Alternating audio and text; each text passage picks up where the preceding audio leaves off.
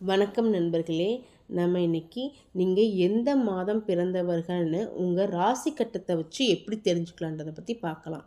அதாவது தமிழ் மாத பிறப்புன்றது சூரியனை மையமாக கொண்டு தான் இயங்குது.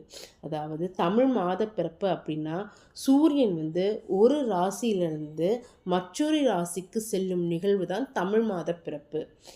எக்ஸாம்பிளுக்கு இப்போ சித்திரையில் பிறந்தவங்களுக்கெல்லாம் சூரியன் எங்கே இருப்பார் அப்படின்னு பார்த்தீங்கன்னா ராசி கட்டத்தில் மேச ராசியில் இருப்பார். ஸோ மேச ராசியில் சூரியன் இருந்தால் நீங்கள் சித்திரை மாதம் பிறந்தவங்கன்னு அர்த்தம்.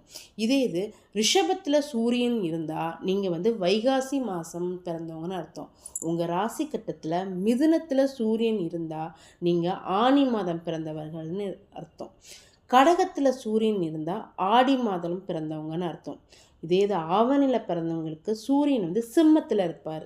புரட்டாசியில் பிறந்தவங்களுக்கு சூரியன் கன்னியில் இருப்பார். ஐப்பசி மாதம் பிறந்தவங்களுக்கு சூரியன் துலாமில் இருப்பார். கார்த்திகை மாதம் பிறந்தவங்களுக்கு ராசி கட்டத்தில் சூரியன் விருச்சிகத்தில் இருப்பார். மார்கழி மாதம் பிறந்தீங்கன்னா சூரியன் தனுசில் இருப்பார்.